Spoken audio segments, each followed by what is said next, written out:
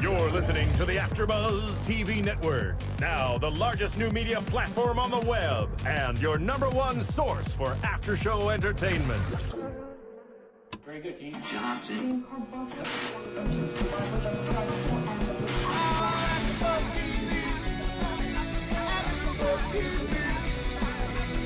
From the AfterBuzz Studios in Los Angeles, California, presented by Maria Menounos and Bing.com, and streaming live thanks to Akamai Technologies, this is AfterBuzz TV's WWE Main Event After Show. We'll break down tonight's episode and get you all the latest news and gossip. And now, another post-game wrap-up show for your favorite TV show. It's AfterBuzz TV's WWE Main Event After Show. And we're going to have the music blasting.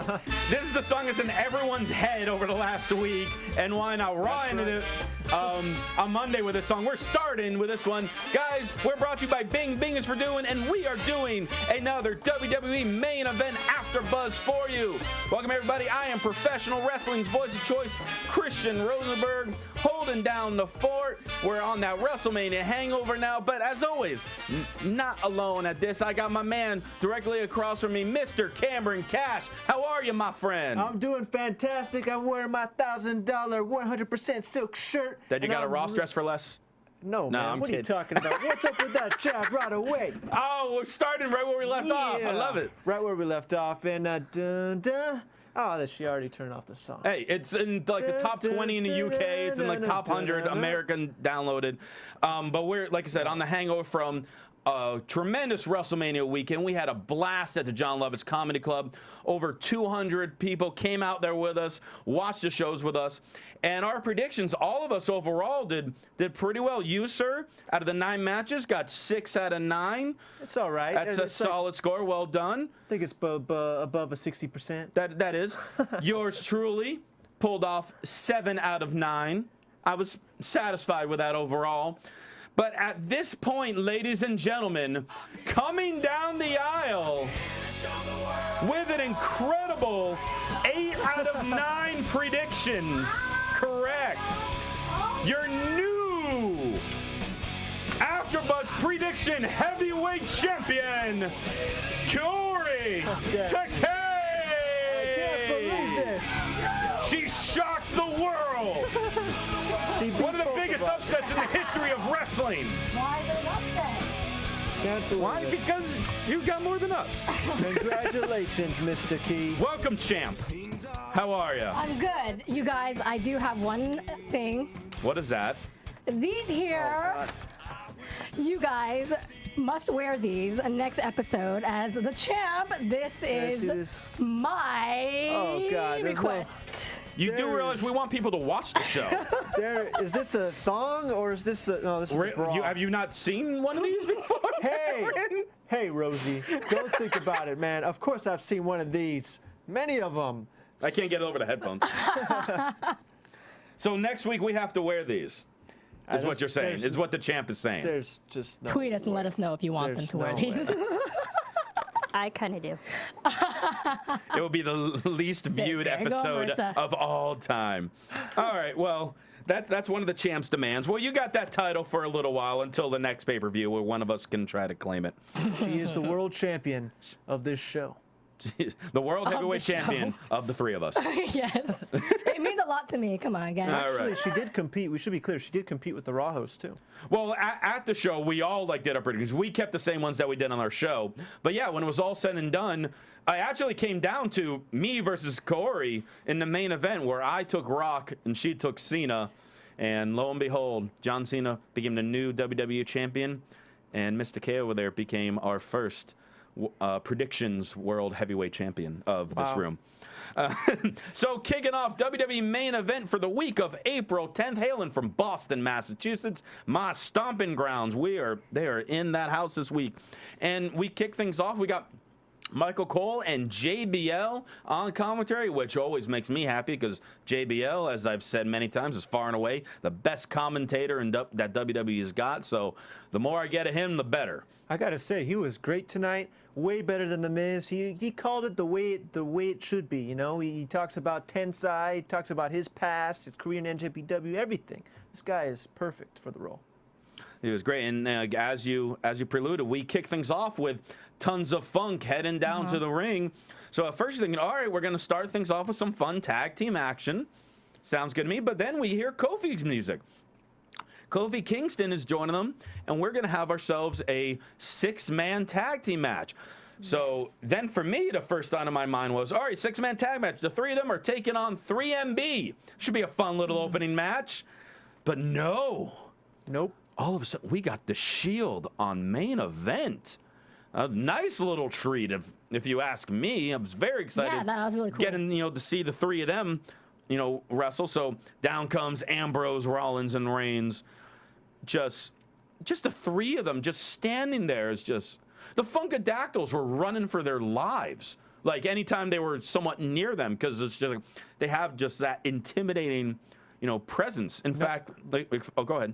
I don't know if you're about to say it, but right within the first few minutes, Naomi and Cameron actually go back to the locker room. Yeah, I was just going to be that. They announced, Michael Cole mentioned on commentary that the Funkadactyls were asked to leave the ring area. So we didn't really get a camera shot. We don't know if the ref asked or if maybe Brodus told them to leave or if they just left on their own.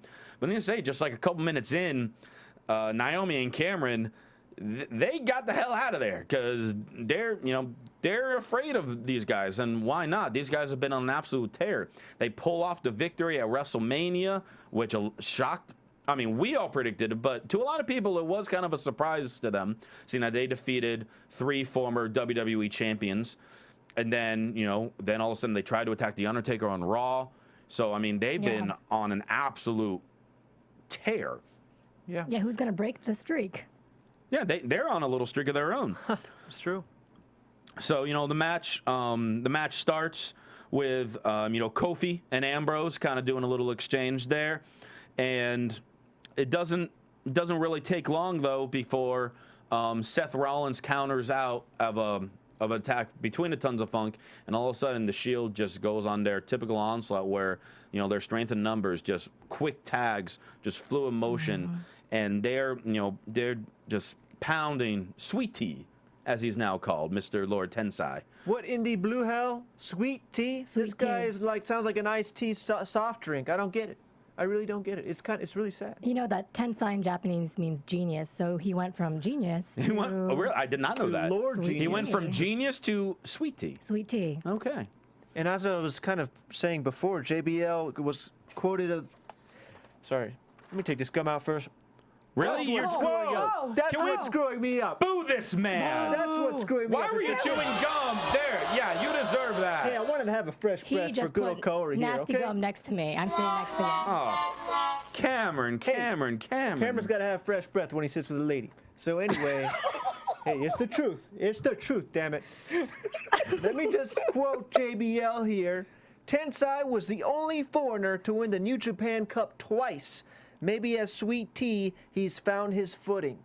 That's the saddest story I've ever heard in my life, because it's the truth. Went from New Japan being a dominant force there. He was also a tag team champion with a guy known as Carl the Machine Gun Anderson, and now he's A dancer Sweet with Tea. Brodus Clay. Sweet tea. Hey, The I blue like the 2 of them as a team. I think they could be a fun team. Eventually, maybe they can build their way up to a tag team title shot. Oh no, they're definitely a fun team, but I don't feel like I'm taking them too seriously. But Well, then- that's a team meant to entertain the kids. But however, I would like to see more of the Funkadactyls. As a woman, yeah. like Cameron, especially Naomi, I would like to see more of her as a diva. Now, I think now that WrestleMania's come and gone, I really think they're going to start to move the 2 of them up into more matches as well, which would be fantastic. Yeah, there actually no female. There's no diva at WrestleMania this year. I thought that was pitiful. If I was a diva, I would go protest in front of Stanford. It was gonna be Tons of Fun. And lose but your of job? course- Hey, if they all protest together, they can't fire all the divas. They can't fire all of them. Look at your face. They can't fire all of Yes, them. they can. No. Yes, they can. Anyway, Roman Reigns hits a nice Samoan drop on Sweet Tea, and that leads to the commercial break. Hey, that's what they call him. We come back from the commercial, and the onslaught is continuing. But eventually, Sweet Tea powers out of it, gets the hot tag to Kofi, who just flies through the air with the greatest of ease. I mean, the beautiful springboard clothesline, hits a boom drop, hits flying crossbody. Kofi is such a beautiful wrestler. Yeah, he But is. he just seems so yesterday to me. I feel like his time has come and gone. He reminds me of Carlito. He reminds me of Shelton Benjamin. I just don't know what he's doing there anymore. Are you saying, like, if Shelton Benjamin was in the WWE, you wouldn't be entertained by that? Not really. Not if there's not some storyline behind it. He's got to be involved in something. Well, yeah, obviously being involved in some type of angle helps tremendously. There's no doubt about that. But, I mean, just to see the pure athleticism of what a guy like Kofi Kingston can do. And to the credit, they gave this match the time, even though it looked like it was a primarily dominant match by the Shield, it stretched out. They had a commercial break in between, so they gave it a good length. Kofi got some moves in. Eventually, during this, Ambrose counters Kofi when he goes for the SOS. Hits a clothesline, and then the quick tag to Seth Rollins, who literally bolts to the other turnbuckle, climbs up, hits that flying knee, which looks vicious. He said it right on the money, and gets the pinfall, and while he's covering, Brodus tries to come in to break it up. Spear by Roman Reigns, and the Shield victorious on their main event debut. But, of course, in typical Shield fashion, they were not done yet. Oh, no. Nope, not at all. They were not done. I mean, Sweet Tea was still all beat up. Kofi gets thrown to the outside, and then, the beatdown on Brodus and Sweet Tea end up triple powerbombing both members of Tons of Funk. Both of those guys are over 300 pounds. That's a lot of funk you're powerbombing. That's right. And you brought up a good point. The look on Brodus Clay's face. He looked totally out of it. King Koopa was dazed. And that is a great way of selling a beatdown from guys that are supposed to be dominant. I mean, here's a big dude, Brodus Clay, who it looks like they've just completely wiped him out. I mean, he had his eyes rolling the back of his head when he was up for the power bomb, let alone when he got crashed down to the mat.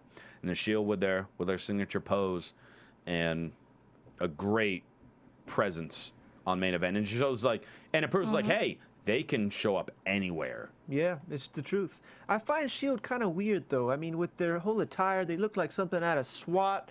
I don't know what's in those pouches. Is it bubble gum? Are there bananas in there? What's inside those they'll pouches? need to give you another piece of gum, after the show, because you just wasted yours. Well, I don't know why SWAT people would have gum. That fell flat, Rosie. They're not all winners, but whatever. But yeah, so we opened up. I'm still just staring at this for some reason. That looks like the attire for Big E Langston. Well, we'll get to him in a minute. It does. He might need it to add to his wrestling attire. But yeah, the Shield versus Tons of Funk and Kofi Kingston. What is our star rating for that one, Corey? Let's start with you.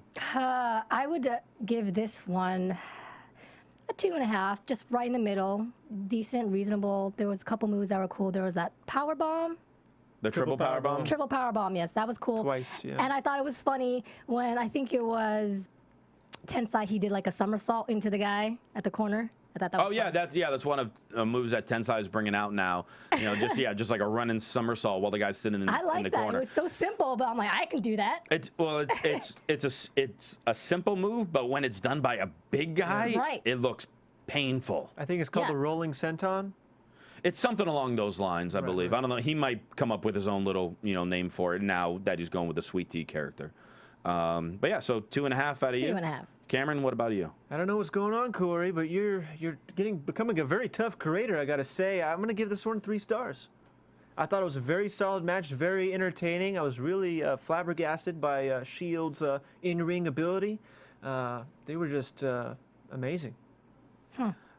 I too will give it 3 stars. I like the fact that they still kind of put over that Tons of Funk is a legitimate tag team and that Kofi Kingston can do moves that no one else can. Yes. But at the same time, they showed the camaraderie and the dominant factor that the Shield is. They provided all of it. It was a good length match. A lot of the spots looked well done, and in the end, you had the dominant team look dominant. I thought they played it out very well.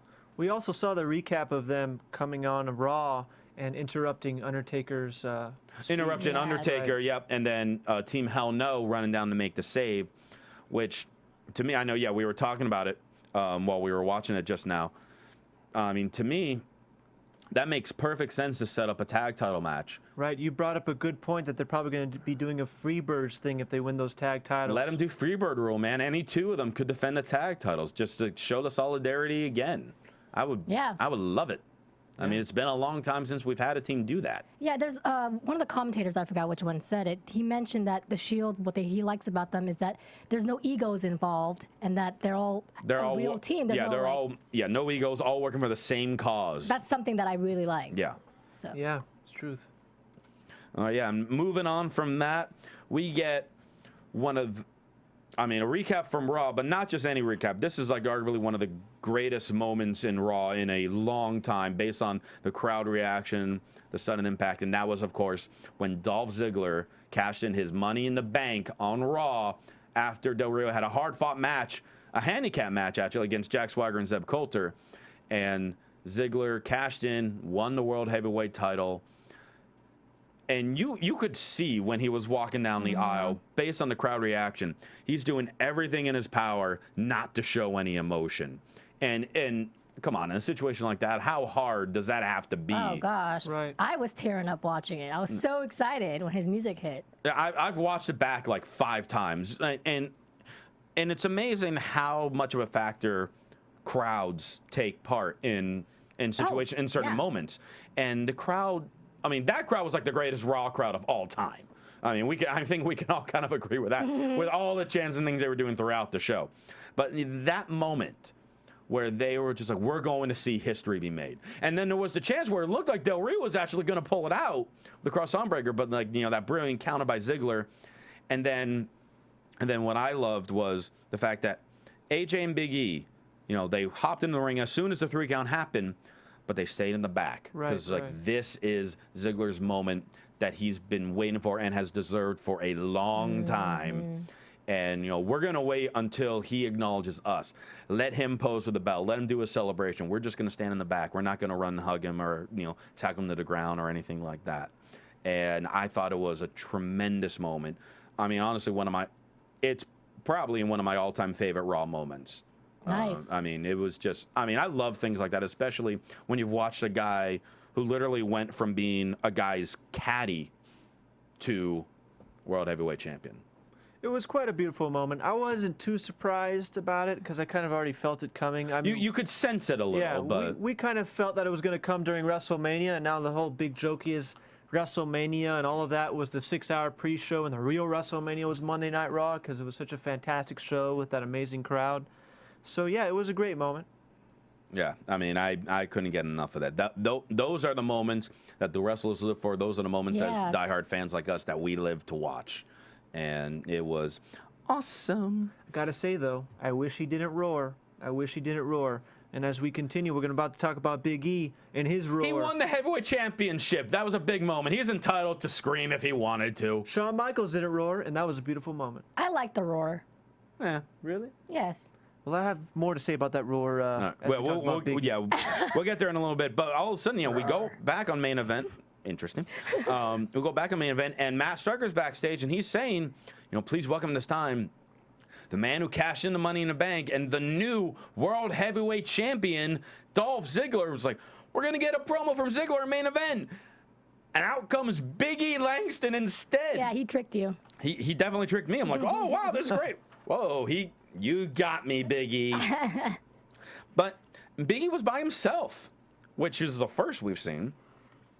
And, Big E says, the new champ doesn't have time for you. He's busy, being interviewed by all these things and sponsorships and getting steak dinners with his girlfriend. But I'm here so you can interview me. So far, I'm enjoying this, Big E. Yes. I'm liking this. Honestly, So far. I didn't even like it at that far. It just didn't sound believable to me. I'm here. You should interview me. And I was like, What's not believable about it? He is the only one there. I guess it's the way he And he said could snap Striker like a twig. I liked it. I like it. So then Matt Striker asked him, what was it like to make your in-ring debut at the grandest stage of them all, WrestleMania? And then what the hell was that? I still liked it. No. Yes. No. I mean, all of a sudden he's like, oh, well, it was stupendous. It was phenomenal. It was everything I've dreamed of. But he was just making that voice being sarcastic and like a big big tough like, guy like that should not try to change his voice. It was like an elongated middle finger, pretty much. No, but I mean, if Big E, like, if you asked Big E that question and then Big E responded to you like this, is like, what do you want me to say? That it was stupendous? That it was everything I dreamed of? That's an intimidating guy. Well, Big E, he's different than all the other wrestlers. And, you know, with my psychological background in psychology... Please break it down, Cameron. I do have a degree in human complex systems. When I looked at Big E's Twitter account, I saw some crazy stuff, guys. This is what he said. I once wished to join Siegfried and Roy in their world-famous act. Several years later, I learned the value of not getting what you want in life. This is so it does. He wants to play with white tigers. So it makes perfect sense to me for him to talk with funky voices. Mm-hmm. I don't know, but then he finally clears up the voice and he's like, yeah, I remember losing. But I also remember the next night on Raw, winning my Raw debut match and Dolph winning the World Heavyweight Championship. And I'm going to remember my match that's happening right now. And he leaves. It's like, oh, all right. And all of a sudden, we come back to the ring, and Big E comes out with his NXT music. He doesn't come out to Ziggler's music. First time, because on Raw, he came out to Ziggler's music. We got his own music. He's got his own little Titantron.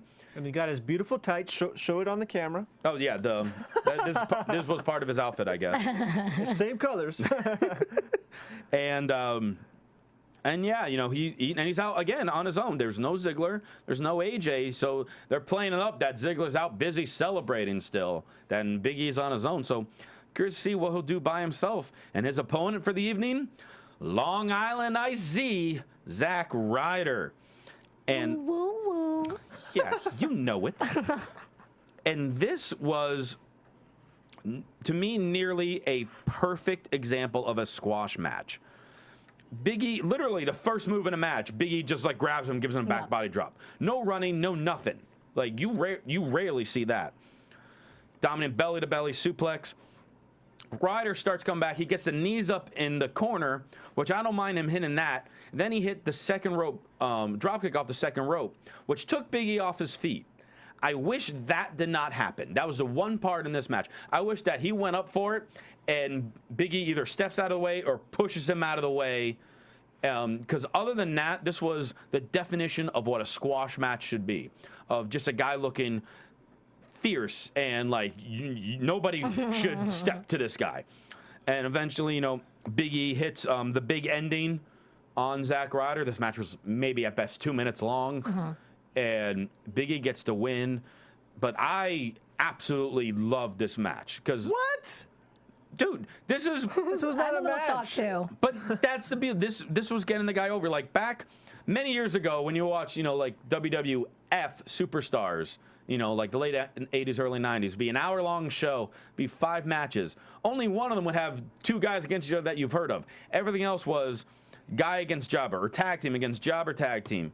Just to really make that guy, put the spotlight on him, make him look aggressive, make him look tough, make him so whoever that guy's feuding with is just like, well, this guy's going to be in for it. And they pretty much, I mean, Zack Ryder, obviously he is a name and stuff, but they treated it like it was one of those superstar matches. And those are the type of matches that guys like Big E could really use to elevate them right now. If Big E's going to have a 150-0 streak like Goldberg, I I'm don't not see the point saying of that. this. Well, he already lost his first match. He lost Again, at so I Mania. don't see the point of this. I don't see the point. He of lost a him tag having match. He wasn't pinned, super though. squash matches. Oh, I see it, Right. and I love it. I mean, and that's why this match got 3.5 stars out of me. Wow.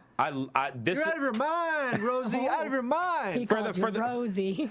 that's all right. Hey, you guys by C Rosie VOC. No, That's right. cute. Yeah, that's my Twitter. We'll say it again at the end of the Plug show. it, man. Just plug. I got 2 plugs in one show. stuff. Nice. Thanks, Cameron. I appreciate it. What can I say? Thanks, LA Expos. He looks out for you.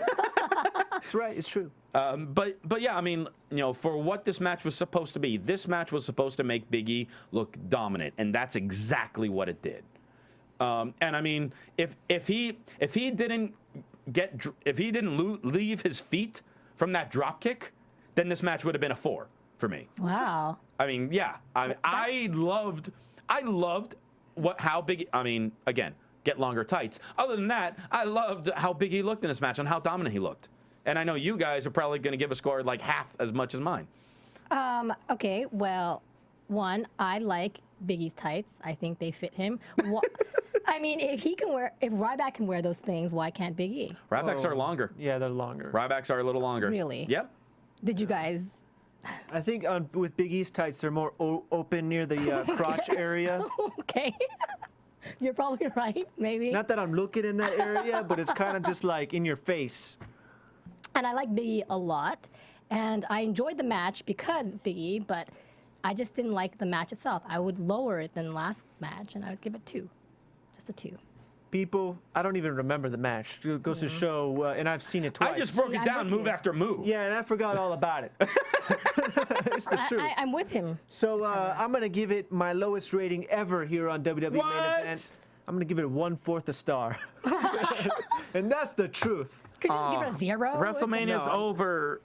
Like, we got like a new wrestling year. No It's the quarter truth. stars. 1/4 a star, folks. 1/4 a star. God. And one last thing. Big E, I got to mention the roar one more time because Big E He did a roar, yep. Because Big E does it too, and he does it with a whole new fashion because he does his little chest thing and he roars like a gorilla, and then he roars again. And folks, let me just say something about the roar. It's pathetic. It's pathetic. Why is it pathetic? Because all the wrestlers are doing it now. Jack Swagger does it a little bit after this match. To me, wrestling is like playing a ukulele. I've never played a ukulele. It's a stringed instrument.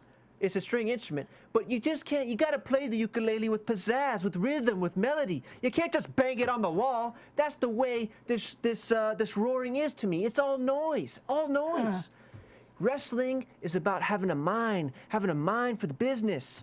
You don't think they have a mind while they roar? I think they have a mind, but they don't have a smart mind, because you could get a lot of heat or become a bigger fan favorite in much smarter ways than everybody doing a freaking roar. Does it bother you that much? It bothers me a hell of a lot. Just wait to if one day Big E turns babyface and he comes on that ring and he pounds his chest and does that roar, when you get the camera shots of the crowd of the people doing the same exact thing, because that's going to happen, and that's probably going to happen even before he turns babyface. I mean, you wait and see. I mean, I could see maybe some people doing it that might not, but I mean, it works for Big E. Brock Lesnar roars too. And Brock Lesnar, are you going to tell Brock Lesnar not to roar? Yes, I will. All right, good luck to you. Then we're gonna hug afterward because I know he's a good person inside. I bet Christian can roar because he looks just like Brock Lesnar. Yeah, because since I look just like Brock Lesnar, I'm sure I can roar too.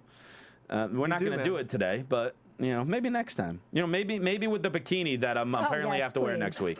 I'll do a bikini and a roar. It will be great. Hey, speaking of whether or not you want us to actually go along with this and wear these things, you can leave us comments by telling us that by going on to iTunes and subscribing to WWE Main Event, and of course giving us a 5-star rating. We have all of our podcasts on there, as well as the other WWE AfterBuzz podcasts. Raw is there, SmackDown is there, our WrestleMania podcast was there as well, and of course all the other great AfterBuzz shows. So please subscribe, 5-star ratings, and of course tell your friends, tell everyone in the world that you know that might enjoy wrestling or might enjoy these people talking about wrestling, whether it's good or bad, you laugh, you cry, whatever, and watch us and subscribe and give us 5 stars. And of course also watch and leave comments on YouTube as well, and share with friends on Twitter and Facebook and Friendster and Tumblr. Friendster, does it still exist? I don't know. Classmates.com, is that still around? MySpace. All of them. And even the ones that you're creating. Maybe you're creating one. Just a friend a day helps us keep playing. I try to rhyme. Just one friend a day, and we will grow. I know I should do one of those sweet ads. Anyway, back to Main Event. Well, we get a quick recap of Triple H and Brock Lesnar from WrestleMania. And of course, they talk about Triple H's arm. They don't talk about the fact that apparently Triple H, while walking to the ring, suffered second-degree burns. That looks painful. Oh, you saw the picture sure. too? You saw the photos, right? The photos of afterwards? Yeah. Yeah, that looked super painful. And even like That's Steven in the booth. as for it was those of you falling listening. off of him, I'm just like, who designed that? Who engineered that prop to Who spray didn't it tell right him? on Because he normally dumps bottled water on him, and like you were saying, because of the water on him, it stuck. It was Yeah. Triple H's fault. But like someone should have told him, hey, you got dry ice coming at you. Stay away from the water on you this time. Yeah. I mean, but the fact, like, give credit where credit's due, he has second-degree burns on his chest and then still wrestles a 25-minute match. I don't know how he did it. If I were him, though, I would have totally brushed that off because it just looked horrible on him as he came in the ring. I mean, I It don't just didn't know. look right. And I'm speaking of there were a lot of injuries that happen at WrestleMania. You had Triple H, Brock Lesnar, 90 seconds into the match was knocked down on his feet. Punk injured his knee, and we were reminded of The Rock tearing an abdomen and a hernia. He ripped Yeah, the the hernia. pelvic muscle off his pelvic bone, something like that. Just horrendous. It's just like all these injuries that happen, but all these guys still finish their matches, and like these were injuries that happened relatively early on in their matches. I mean, you have to. It's It's crazy. WrestleMania. Even before going into the ring. Yeah. In Triple H's case, even before the match started.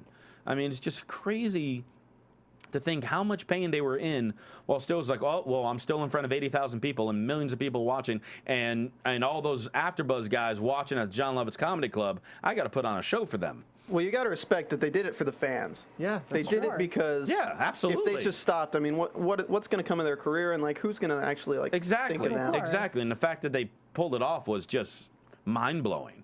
And all of us watching at the time, like, we're not really aware of any of this that happened until, when we got home, we found out, like, on Raw the next night, or TMZ was the ones who reported about Triple H's burns. I mean... Well, he actually tweeted the picture himself, Triple H. Okay. Yeah.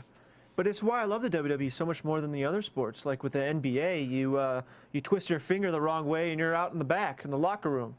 And out for like 2 weeks. Or you got guys like right now that clinched their playoff spot and it's like, oh, my ankle's sore. I'm not going to play tonight. Where, those people bought those tickets months in advance. True. To want to see them. Obviously, there's always the possibility, someone could get injured before the show happens. But in a case like that, really? Anyway, from that recap, we also found out that Triple H will be on SmackDown. Probably talk a little bit about his burns and his arm and everything like that. So we're going to tune in to SmackDown, see what the game has to say and where he goes from here. I actually don't think he's going to talk about his burns. I don't think so. I think it'd be it's like him talking about him peeing in his pants that on Raw. Remember, he had a huge stain on his pants. I remember that. I remember that. Yes. I mean, we'll see. I mean, this was something that he also tweeted. It's like I don't think he tweeted about his pants. No, he actually admitted it He somewhere did. that Did he? he peed his pants. Yeah. Really? Brock Something, Lesnar does yeah. that to people. So Peeing your pants is the coolest. Honestly, I don't think he actually peed. I think it thank was just you sweat. for the Billy Madison reference. Love it. You're welcome. And then from there, we get a recap from all the fun activities that John Cena had to deal with on Monday Night Raw. With that crowd again, that crowd was just absolutely fantastic. And we see the recap of Ryback. From one hand, looked like he was saving Cena from Mark Henry, but then he goes and attacks Cena. And it's just like, wow, did Ryback turn heel? Because you couldn't tell from the crowd. Yeah, you can't. Right. Well, because they're excited. Yeah, they were nuts. I mean, again, that was like the first inductee to 2014 WWE Hall of Fame is that crowd from the Izod Center at Monday Night Raw. I mean, it's just out of this world. So I'm really curious, where does this go from here? Because you had Booker T at the beginning of Raw announced that Rock's the #1 contender and gets a rematch. But Mark Henry attacked Cena. But then Ryback attacked Cena. I mean, who's getting the title shot? Are we going to have a fatal four-way or a triple threat or whatever? Oh, God, I hope it's not a fatal four-way because it's going to be fatal boring. You It's gonna hated be a war you fest. hated the Ryback Mark Henry match. I did. thought it was the second best match at And the WrestleMania. majority you of did. critics will have to agree with me. I know it was in the minority who thought the Ryback Mark Henry match was good. I thought it was good. But I thought that match was planned very well. The finish was unique. The finish was unique and surprising. And credits to you, Rosie. You were actually quite correct on the way the match played the out. only thing I was wrong about was I had Ryback winning. We all did. We though. all had Yeah, we Ryback all did. winning. In fact, all of us, even the Raw crew in our predictions when we were there at the Love Scope, every one of us had Ryback winning that match. And he did still go back in and Well, and that's why I loved it, because it showed Mark Henry can brag that he beat Ryback at WrestleMania. Yeah. But Ryback can brag that he lifted the 400-plus pounder up and gave the show a shock. Both guys ended up getting over, which, in my mind, everybody wins. yeah, it was. They both I look liked it. dominant. It still catapults Mark Henry. The end of it, I was worried that a loss would hurt Ryback, but by him getting the shell shock at the end, it doesn't hurt him at all. It doesn't hurt. Can I him. just say, though, the whole thing about Ryback going heel on Cena on Monday night, I didn't care for it. I felt like I could see it a mile away. And honestly, I really was hoping for RVD to come out. The whole effing show. What happened to the whole effing show? There were the talks because RVD was around WrestleMania weekend. Yeah, he but was at the Hall of Fame. He was at the Hall of Fame. He might have been backstage for either WrestleMania or Monday Night Raw. Who knows? I honestly just don't care about Ryback. I don't give a damn. It's like seeing Batista again, or Rhino, or Goldberg. Not really Goldberg, like a half version of Goldberg. I loved Rhino. I thought he was such an underrated wrestler. He's still Underrated he's still wrestler, an yes. underrated wrestler. I agree. He that just gore wasn't was used. He just vicious. wasn't used well. No. And I think part of that was probably because he was so tough, but he's not very tall. Yeah. Yeah. Anyway, back to main event, because now all of a sudden we got the man that was the #1 contender for the World Heavyweight Championship. He's also appearing on main event today. All of a sudden, Jack Swagger, along with his little buddy Zeb Coulter, making their way to the ring. And Zeb's got a microphone. And this made no sense whatsoever. This part, like when his opponent comes out, made a little bit of sense. But this area, because, they're talking about being, true Americans. You're in Boston. You're in this, Revolutionary War area here. And he's like, and we're here in the garden. You call this place the garden? I don't see any plants. I don't see any corn. You want to talk about digging to get a response from the crowd to make them boo you. I mean, this was just absurd. And then he goes on and he's like, and Paul Revere was a turncoat. Look up your history. And, maybe there's something in the history, but I mean, I'm not a history buff by any means. There probably is something. He's probably right about something with Revere being a turncoat that I'm not aware of. But at the same time, it's like, really? You're going to Paul Revere to try to get boos out of this crowd? I mean, it's just like, you can do better than that. I just found that bizarre. I am still baffled this storyline is still going. I thought it was going to end at WrestleMania. I really did. Well, he didn't talk about Alberto Del Rio. I mean, in that. But still, the whole idea of this whole Tea Party kind of the gimmick that Zeb Coulter and Jack Swagger, the We the People, I thought that was going to end. Well, they just got the T-shirts out. This thing ain't going away. I mean, we'll see who he feuds with next, because his opponent fits this bill. It is none other than the most dominant force in the history of the WWE, Yoshi Tatsu. Well, Zeb Coulter went towards my territory in terms of hating. Yeah, how did you feel about this? Because Well, the moment I see Japan, I was like, yeah, go Japan, even though it was Yoshi Tatsu, who I think is probably excellent outside of this match. he's a solid wrestler. He just doesn't get any time at all. It's just a shame. It's a shame. My brother's met a this shame. man, and I hear he's such a nice, amazing person, human being, and the way they're treating him, I don't get it. He should be at least a mid-carder. He's not even a mid-carder. That's the sad part. He should be on. In my opinion, he should be on TV as much as, say, Santino. Sure. Plus, how many Japanese it's wrestlers are even there? if he loses a lot, that's fine. Still give him the TV time. Or Sin Cara, even. Right. I mean, yeah, even Sin Cara. So yeah, Zeb gets on the mic. He's like, I got some questions I need to ask you. What is your name? As in, He says it very slowly too. Yes, because it's not like Yoshi Tatsu's been in WWE for 5 years. He's like, I'm Yoshi Tatsu. And the crowd pops. It's like, yeah, Yoshi. I'm like, good. I'm glad he's getting a little bit of a response. Sure. Where are you from? Do you not see the flag on my wrestling trunks? You know, I'm from Japan. What did you eat for lunch? You know, he's like, Yeah. really? He's like, you probably had rice and fish heads. Like, wow, really? Yeah, he was Disgusting. Deplorable. I was like, wow, that's a little much. You know, Yeah, he's being- be a star, Zeb. Be a star. Yeah. Yeah, Zeb That is- campaign is working well for him. And then he's like, and what's with these chopsticks? I mean, why don't you use a fork? You can get more on it. See, Zeb sounded like an idiot there. Just total Dumbo. Dumbo McLeod is what I gotta say. Dumbo McLeod. Dumbo McLeod. Can he change his name to Dumbo McLeod? Because I like that so much better. That should be his name, Dumbo McLeod, because I have a lot of rice. I have had a lot of Persian food, Middle Eastern food, Lebanese, that kind of thing. And I don't have. Your rice is I different don't than my eat rice. my rice with a fork. I use a spoon. I don't know what planet Zeb Coulter's from, but if you want to get the most amount of rice, the amount of density on a instrument, you want a spoon. Okay, just specifically, Japanese rice is a lot stickier than your basmati rice, so that's why we use chopsticks. And if you guys have a problem with Asians using chopsticks, then why do you guys go to Asian restaurants and ask for chopsticks? Hey, I like chopsticks. When Asians around you don't use chopsticks because it's more convenient to use a fork at times. That's all I'm saying. I just wish there was some like video footage after this of Jack Swagger and Zeb Coulter going to like Panda Express or I something. know, right? And, you know, just Pan Express ain't real Chinese food, right? Really? Really? Yes. Okay. I thought orange chicken. No? Oh, are you being serious? Oh, no. I'm joking. Well, anyway, Zeb then finishes up. He's like, you know, this is all in good fun. I actually respect you. Shake my hand. Sure. And we're thinking, okay, he's going to shake his hand, and then Swagger's going to strike him. But no, we get actually a fair handshake there. I was like, oh. I knew it was going to be a fair Maybe handshake. Zeb is turning a new leaf. Maybe he No. was joking. I was like, oh, but now I know, Japanese, you do, a ceremonial bow, so I bow to you in respect. And Yoshi bows back, and then boom, kick in the chest by Swagger. And this match is underway. I'm thinking this match is going to be similar to the Big E match, just, like a complete dominant squash.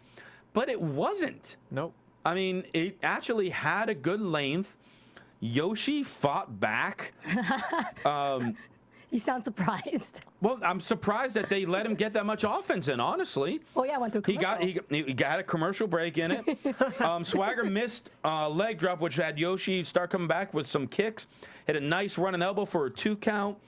He even went up to the top rope for his finishing move, which is that top rope spinning heel kick. Like, he actually got a chance to perform his finishing move, which, I mean, you have to go, like, to the, almanac, like the archives to see the last time he's actually hit his finishing move.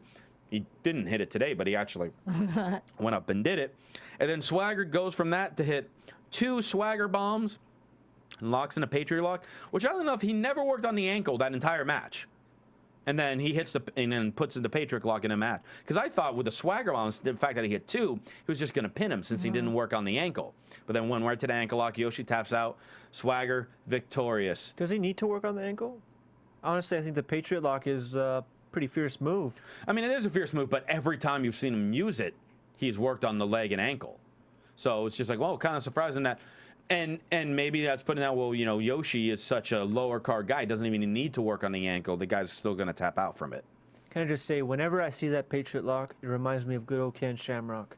And Ken Shamrock has been going unheard for quite a while from via the WWE because he's been trying really hard to come back to the WWE, and they're just ignoring him.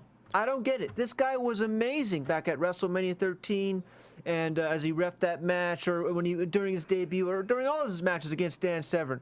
We haven't seen him come back. What year did that take place? 90s? Like 96, 97, maybe like 98, that realm. Ken Shamrock's in like his late 40s, early 50s. The guy's probably had 9,000 concussions between wrestling and UFC.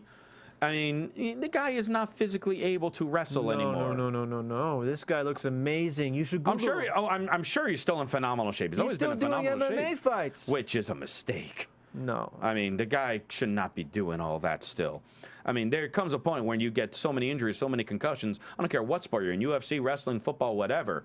You got to stop so you can still, have an intelligent conversation with people. I just thought it would have been so amazing if Ken Shamrock could come out and take down Swagger and put the ankle lock on him.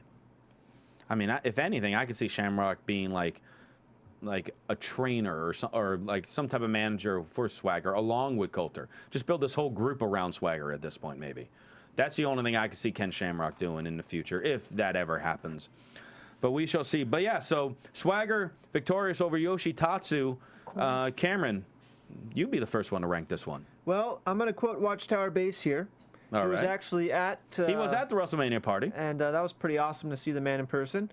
He said this, Yoshi went from NJPW training to not getting FaceTime. Lol. It's pretty much true. It's a sad story. I would give this match about a 1.5 stars. 1.5. Kaori. I would probably give this the best of the night for me. Okay. I would give it a 3. Did I give? Yeah, 3. A 3. Wow. Okay. I'm gonna give it 2.5.